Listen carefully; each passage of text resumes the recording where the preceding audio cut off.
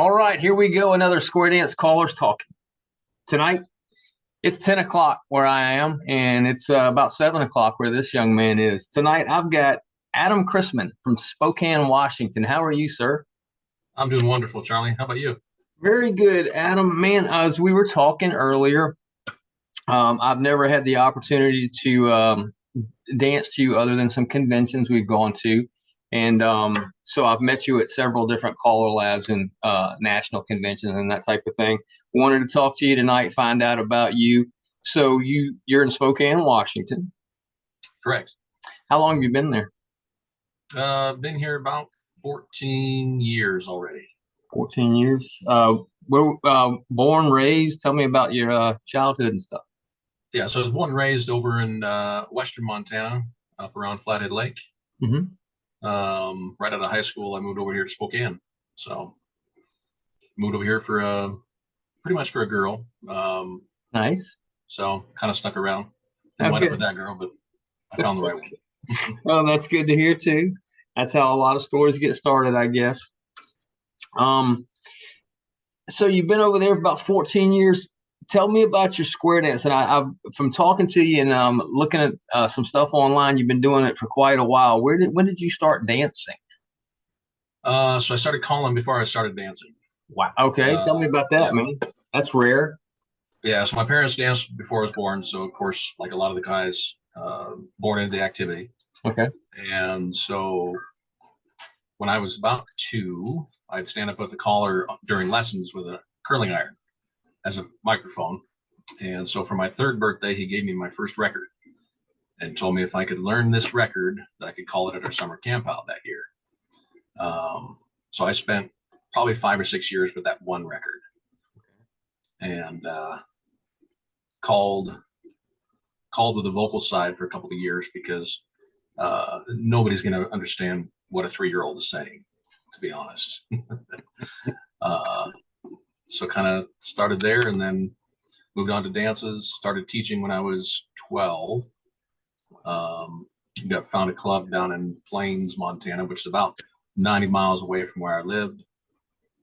And so my mom drove me down every week, sometimes twice a week, because then they started having dances. And did that for, I'll say the club's just celebrating the 19th anniversary. So I was there 5, 6 years before I moved over to Spokane. So no layoffs or anything. You moved to Spokane and just keep calling along. Tell me about that. Pretty much. I was going to college 3 days a week, going as many dances as I could, meet a lot of people. Did a few dances. Then one of the callers in the area, about a year to 2 years in, was retiring out in a little kind of suburb area of Spokane. And so they hired me there, and then another club hired me. And before I knew it, I had 4 clubs here in town calling 5 to 7 nights a week. Did that for several years. And Who were some of your influences then? So the guy that I mainly mentored with was Jim Hattrick. Mm-hmm. I met him when I was 8. He was doing a state festival over in Montana. And Saturday night dance, the big dance, he surprised everybody and had this little 8-year-old kid come up on stage with him. So that was a lot of fun. He was probably the biggest influence in my calling. So it's rare. I mean, I've talked to quite a few callers now, and a lot of them will have the, I danced for about a year or 2, or I took lessons, and right out of lessons I called my first singing call, that type of thing. So I think that's the first time I've ever heard somebody calling before they actually started dancing. How high do you dance, and what level do you call to? I dance up through A2, and I call up through A2. We don't have a whole lot of challenge dancing in the state. Okay. We may have 2 to 3 squares in the whole state of Washington that can do challenge or above. Okay. So So you started teaching at 12. When do you think you started well, you had clubs. When did you start doing full dances? I was trying to remember. We had a caller turn his garage into a dance center, and I had my first dance there, and I think I was 10, I believe. At that point, dates really Amazing. didn't mean much Yeah. to me. So, Yeah. Gosh, at my age, I can't even remember when I was 10, much less what I was doing when I was 10. I was playing bad baseball at 10, I can tell you that. Um, so you got your influences and all that, man. So you start calling. When did you start traveling?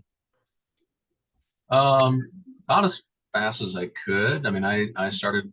Um, I had a dance over here in Spokane when I was living in Montana at the time. I think I was 14, 15 maybe. So I traveled around the Northwest a little bit, Okay. um, having some dances over on the eastern side of Montana and then the western side of Washington, and just kind of grew from there. And right now they keep me pretty busy. That's fantastic. Now, you have been calling a while. So have you been out of country? Yes, a couple Where of all have you times. called? Where to?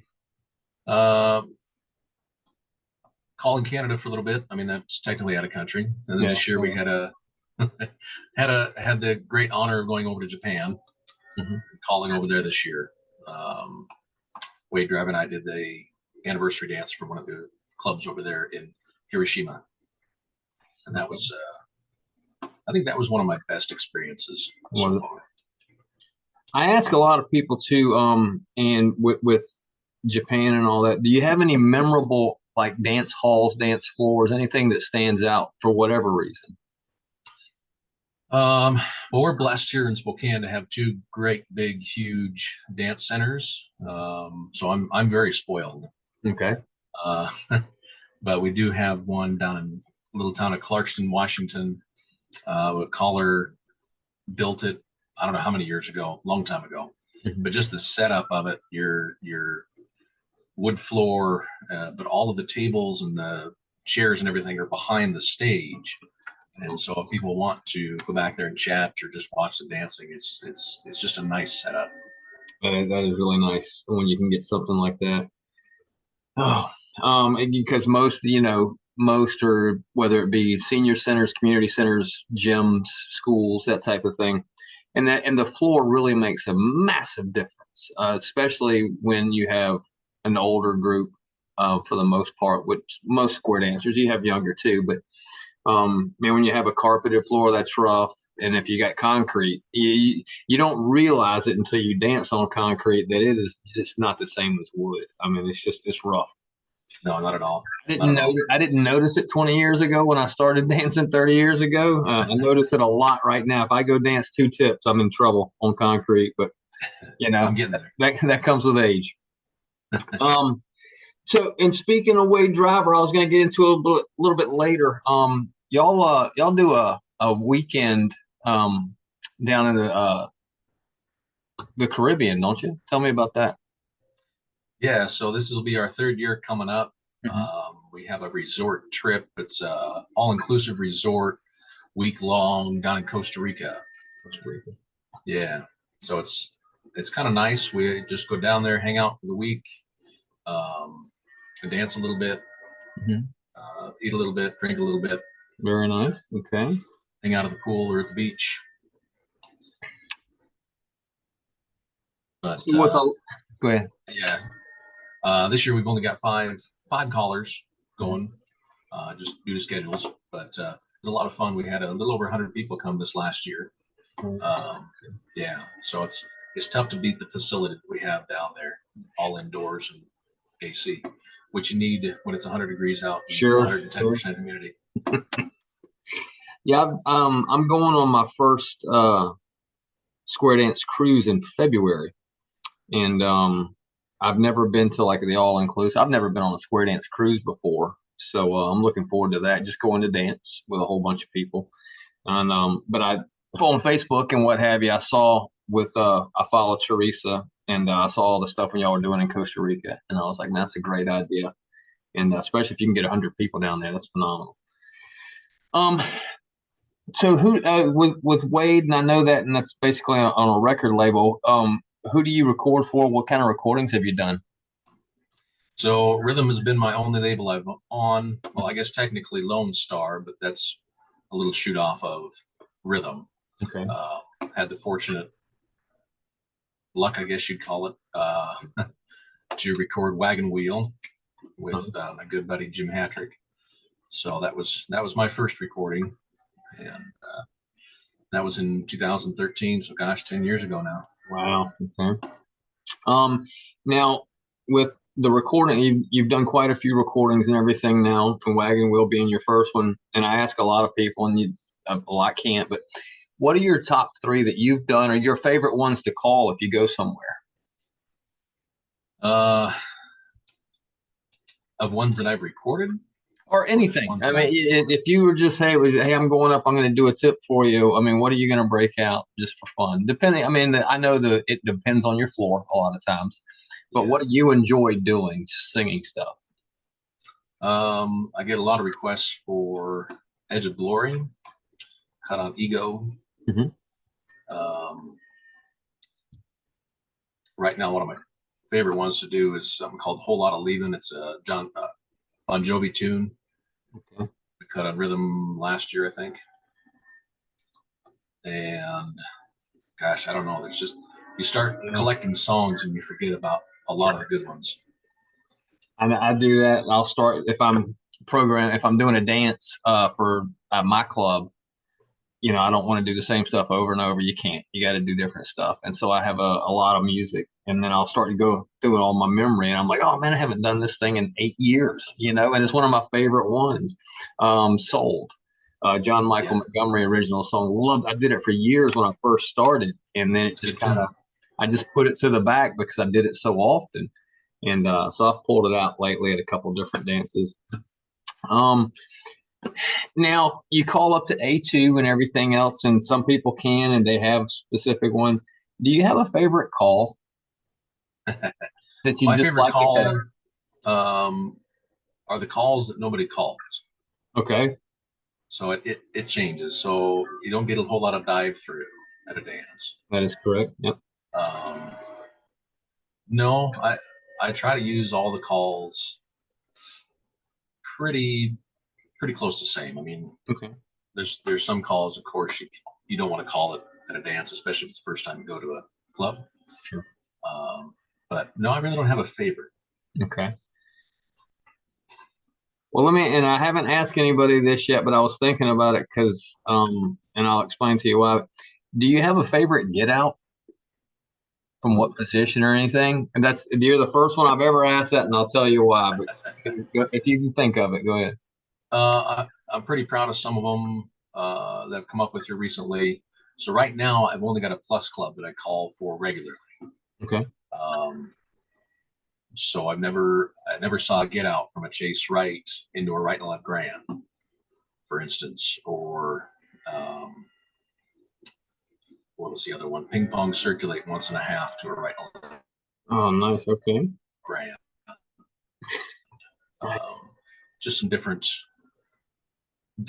things there. One of the goals that I had at one point working with spin chain exchange of gears. Something that flows nicely out of there is spin chain exchange of gears and have the centers tray into swing your corner type of singing call. I like flow. So do I have a favorite one? No. Do I have a lot of cool ones written down? Absolutely.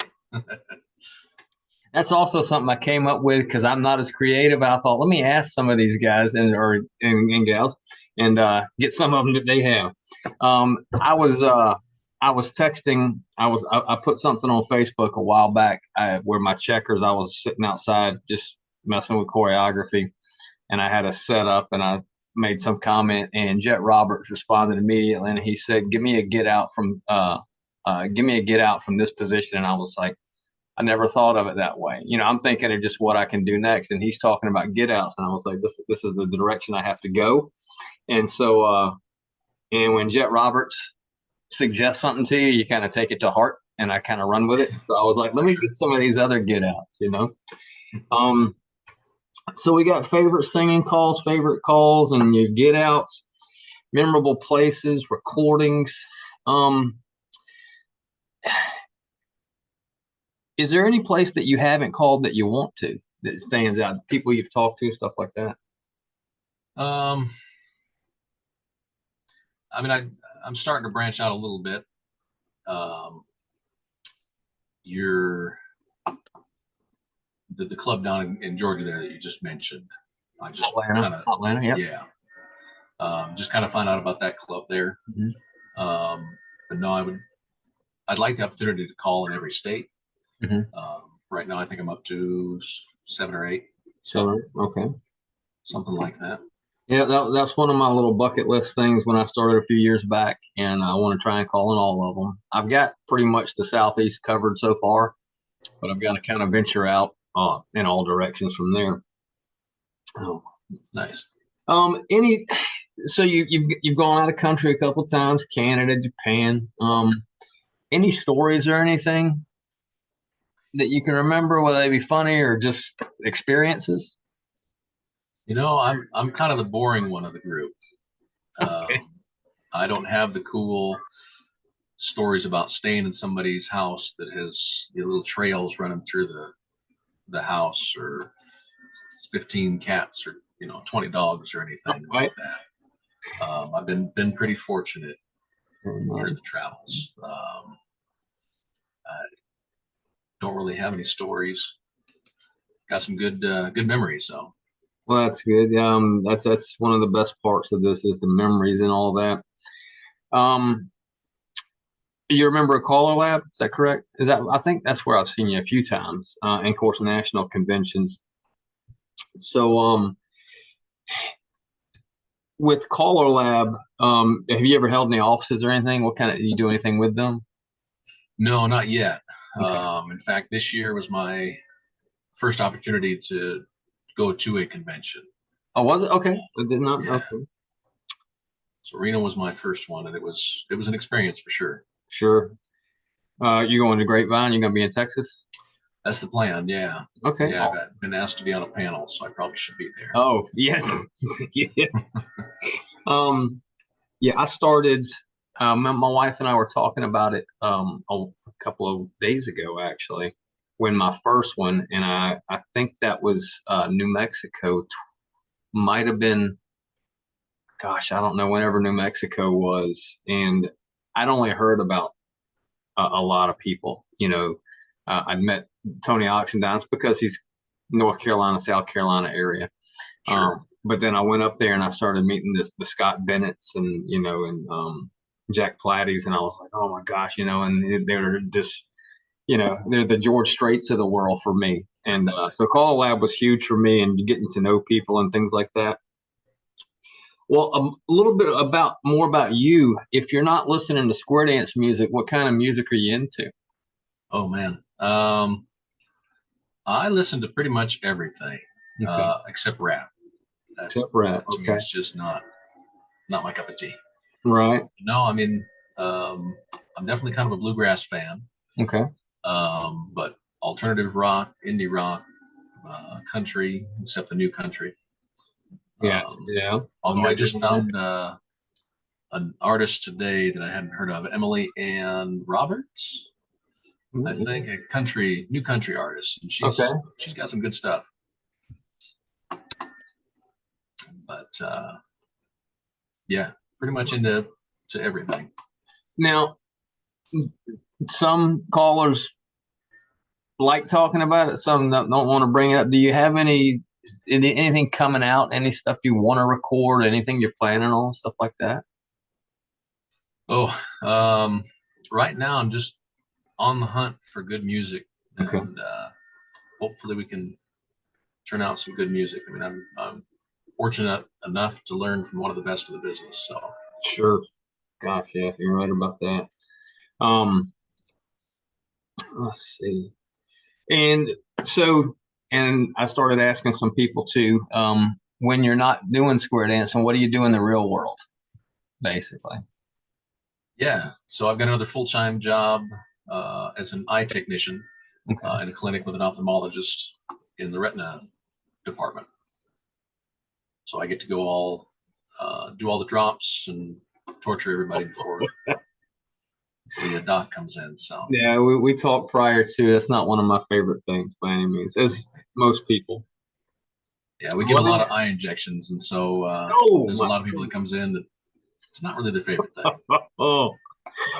Oh, well, more power to you, brother. I couldn't do it. We covered the musical genre. Now, so you've been doing this for a while. Do you have any lessons for callers? Any advice? For whether it be a brand new caller or somebody that's been doing it for a few years. Don't be scared to ask questions. Would be one thing. I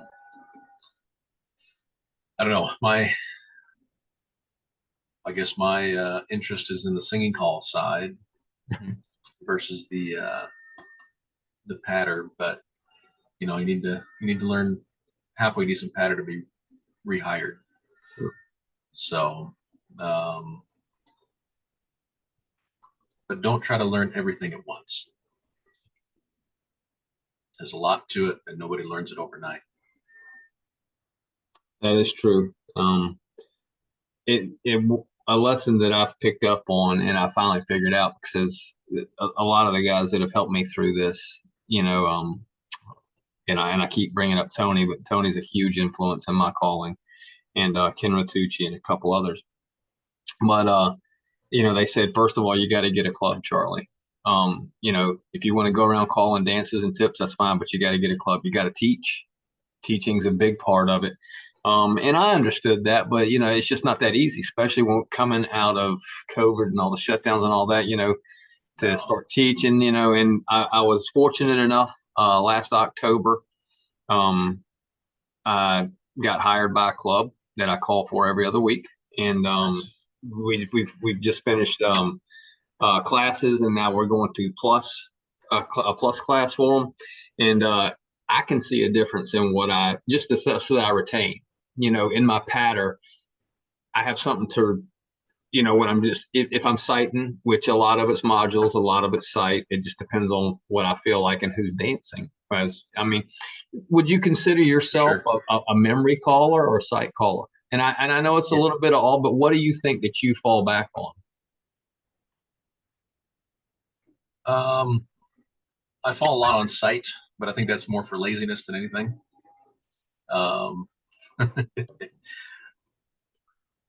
I don't know. I use a lot of different methods, but I'm not consciously thinking about it either. It's just I've been doing it long enough; it just happens.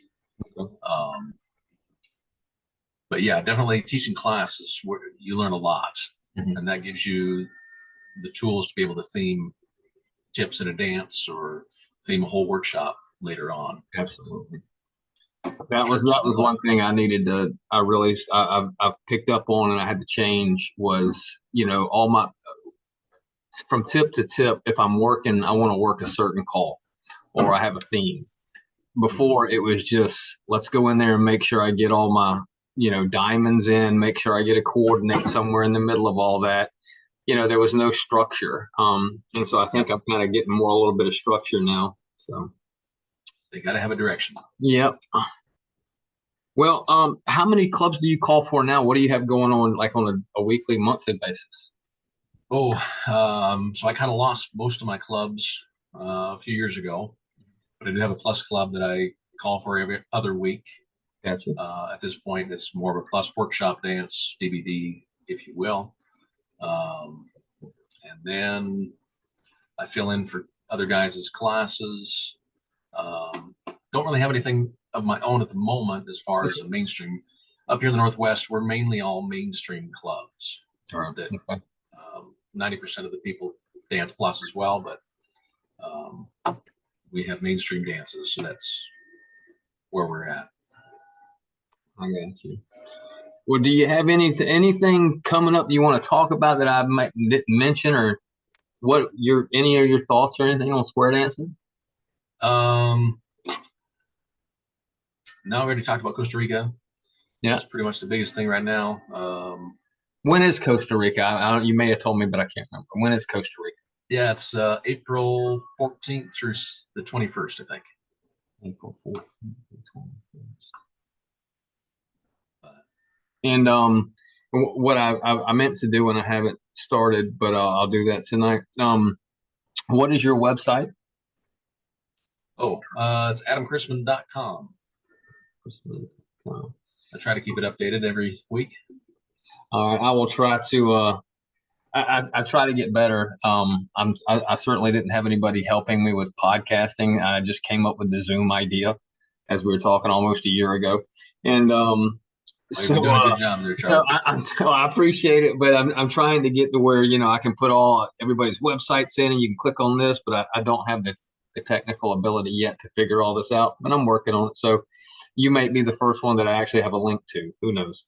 But it's Adam Christman, and so you can see the flyers you can sign up for and all that for Costa Rica there, or how would you do that? Yep. So the flyers are on my website, also through rhythmrecords.biz.